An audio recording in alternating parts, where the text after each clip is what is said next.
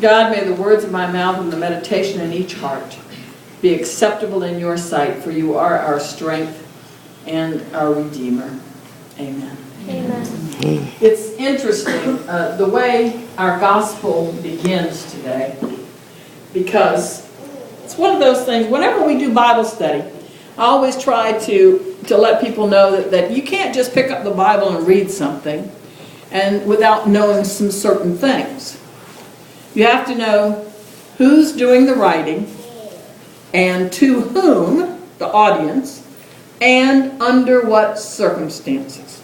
And if you know that, it will just really help you to understand. And so, as this gospel begins today, it begins with these words. Now when Jesus heard this, he withdrew from there in a boat to a deserted place by himself. Heard what? What in the world?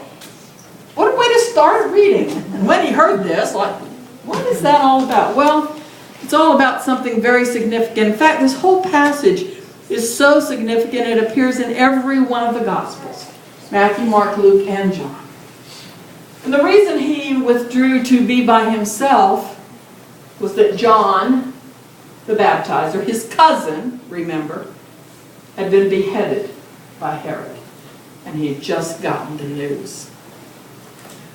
The wonderful preacher, writer, Barbara Brown Taylor, puts it like this. She says, Jesus, prophet, was dead. You see, John was the one who set the path, made way for Jesus. John was the one prophesied from the Old Testament that said, one will come preparing the way of the Lord. And John had been doing that for years before Jesus began his ministry. And some of you may remember that it was actually the beginning of his ministry was when he made the trek out to where John was baptizing people. And he asked John to baptize him. And John hesitated. He said, I'm not even worthy to tie your sandals, and you want me to baptize you? And Jesus said, yes. This is how it must be done.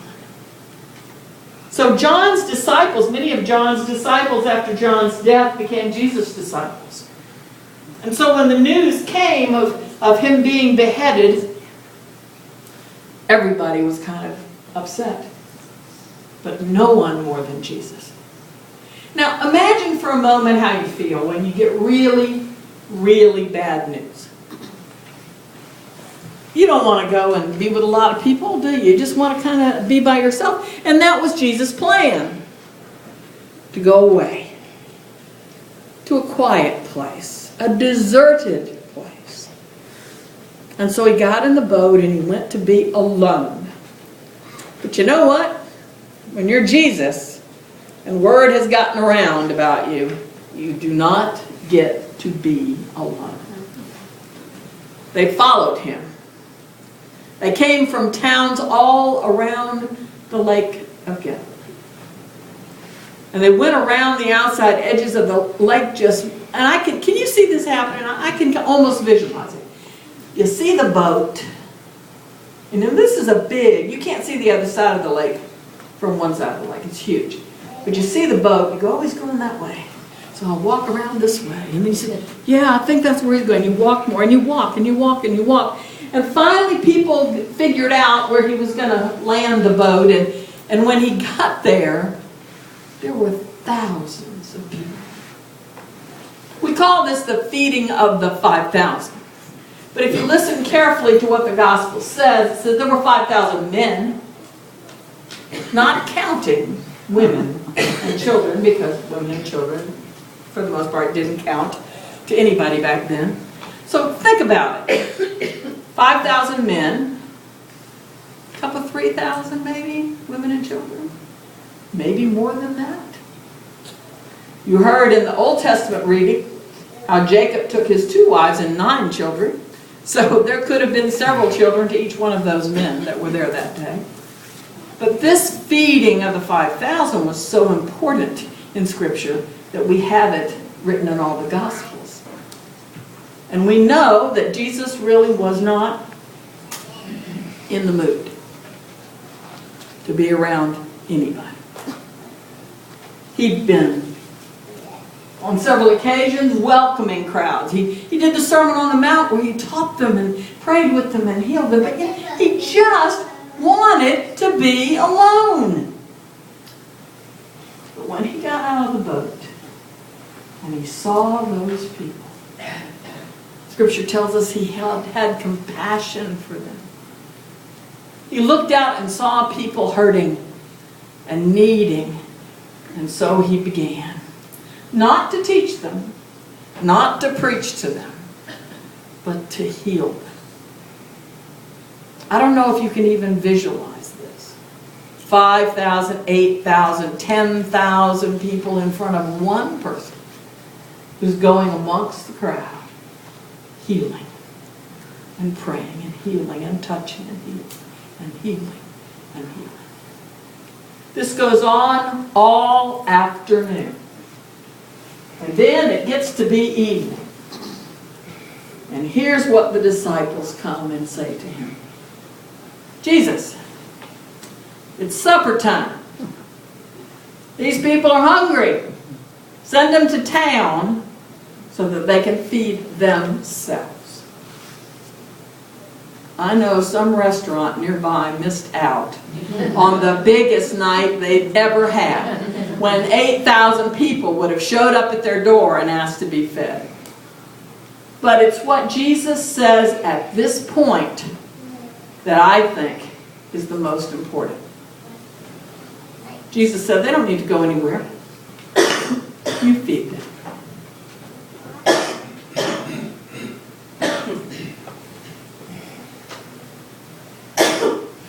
When we look at this passage and we talk about the feeding of the 5,000 plus, I'm sure you've heard other preachers, you may have heard me at one point in time if you've been around a while, talk about how this talks about the generosity of God and how we should just trust God with everything and how God can take a little bit and make it a lot, and so you should trust God to take care of that. But I want us to, as I've done the last couple of times I've preached about parables that Jesus has used, I want us to go deeper into this.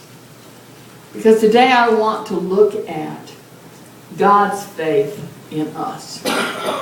You know, people are always talking about you just have to have faith. Something terrible happened and you're like, don't worry, God's in charge, just have faith. But have you ever thought of the faith God has in us? This story of the feeding of the 5,000 is just what this is about. Unfortunately, the disciples weren't ready yet, but let's just imagine what Jesus meant when he said this to them. It's okay, you don't have to send them away. You feed. How would you feel if all of a sudden said, we have company. There's 5,000 people outside. They need to be fed.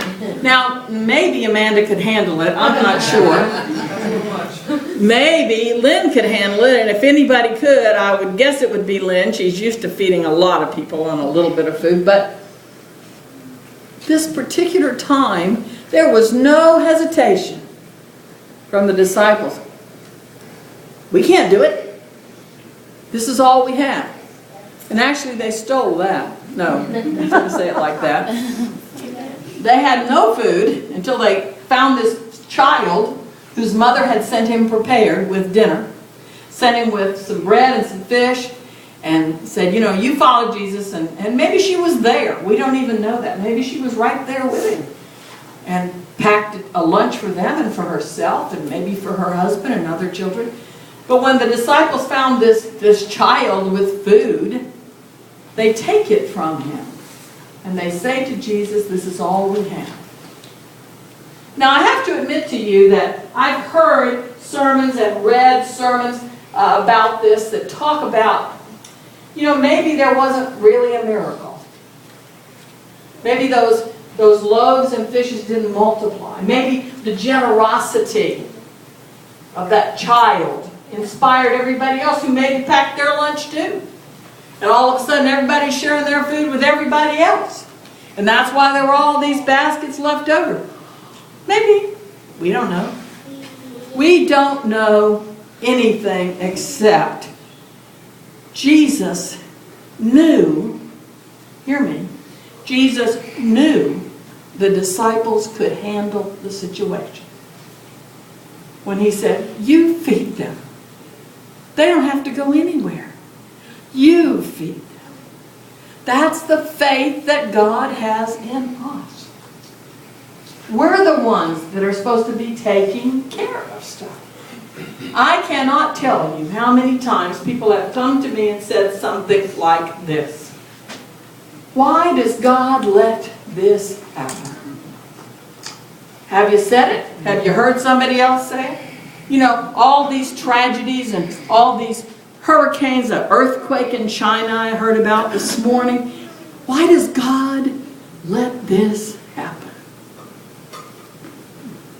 Stop.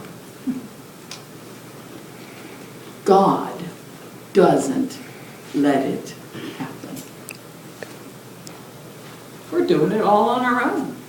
We don't need help messing up the earth. We don't need help with global warming. We don't need help with natural disasters.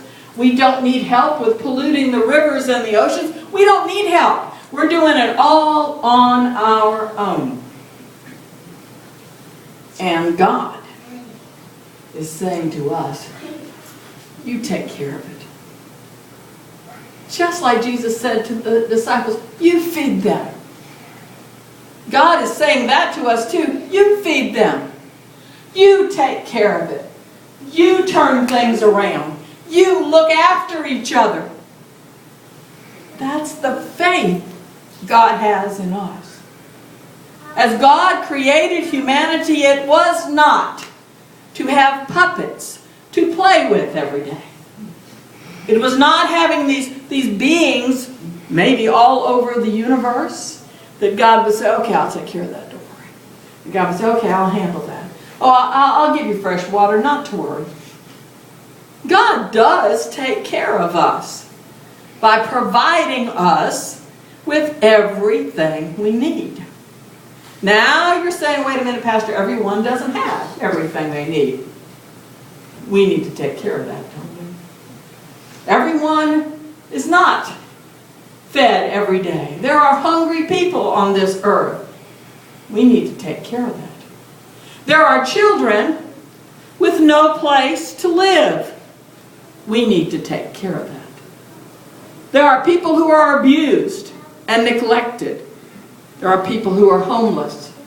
There are people who are cold and hungry. We need to take care of that because God has faith in us.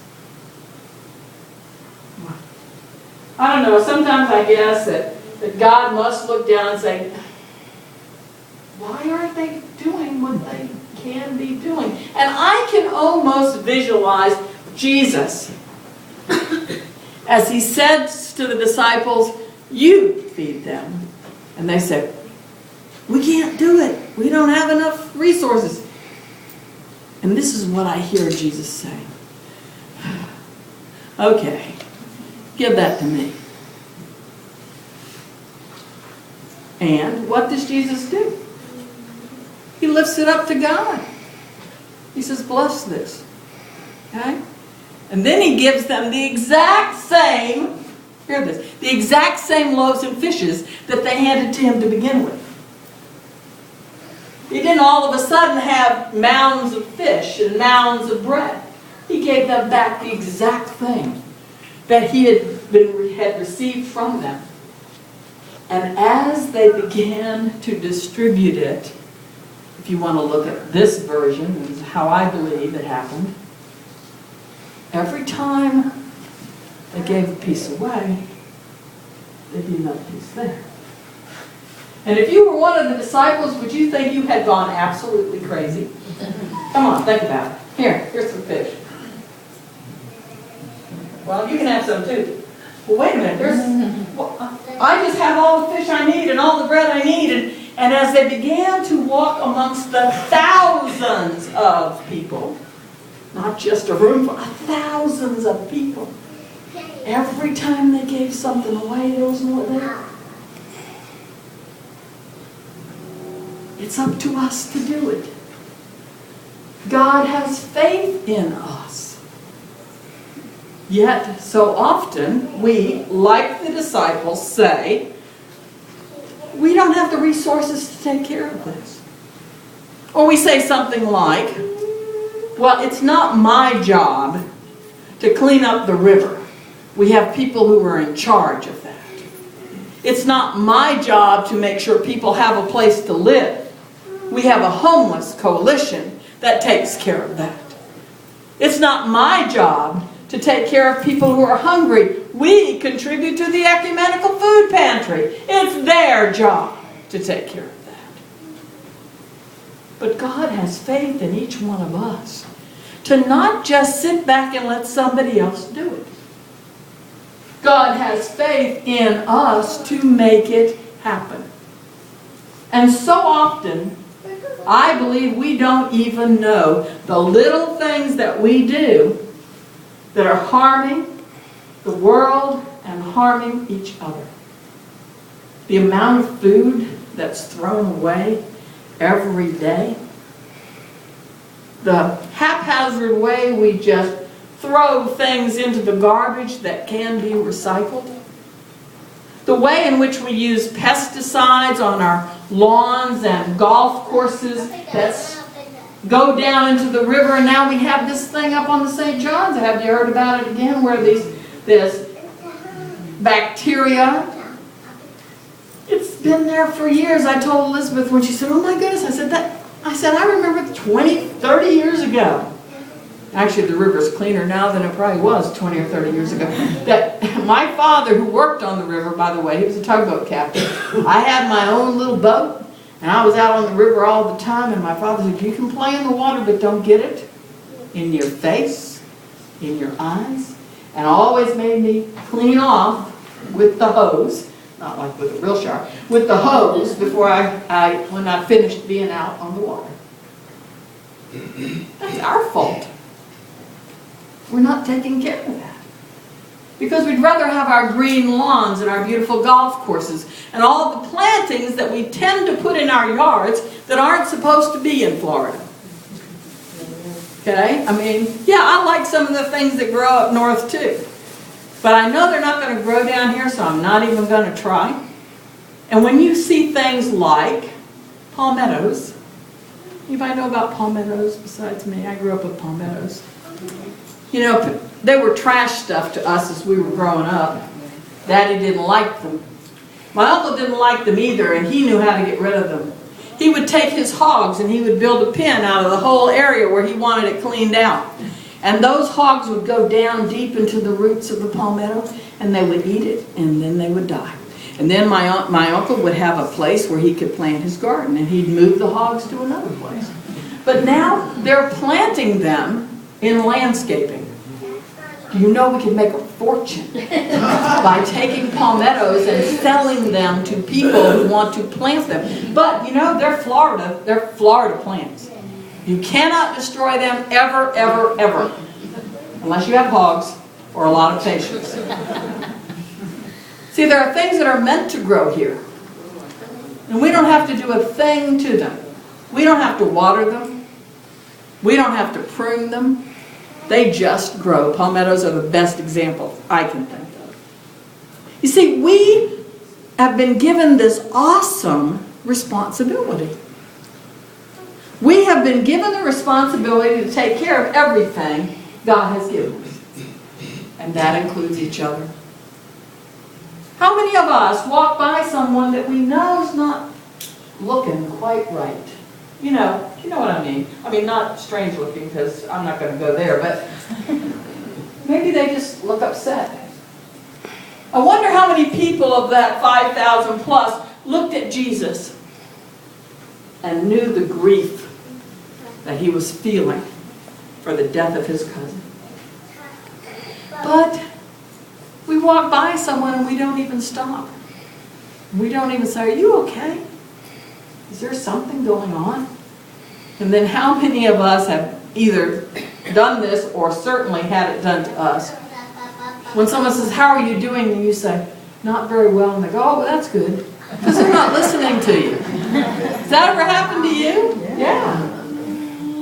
We need to be the people God has faith in.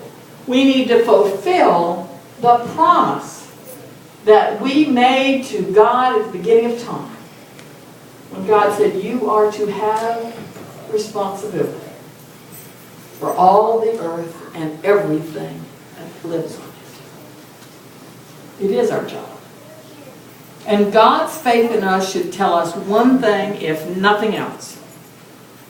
God trusts us and knows we have the resources to do it. If God has faith in us, then that means we're able to do it. That's how that translates. We have no excuses. We have everything we need to be the people who are faithful. Please pray with me. God, so often we come to you and it becomes all about us. What we need. What we want you to do for us. We get ourselves into situations absolutely our own fault, and yet you're supposed to get us out of it. And we look around us and see what's happening on this planet, and God, somehow you're going to take care of everything. God, let us feel in our hearts, in our souls, in our minds, the wonderful responsibility it is to fulfill the faith you have in us. God, we need your help. Help us to realize it. Help us to step out in faith and make it happen. Amen. Amen.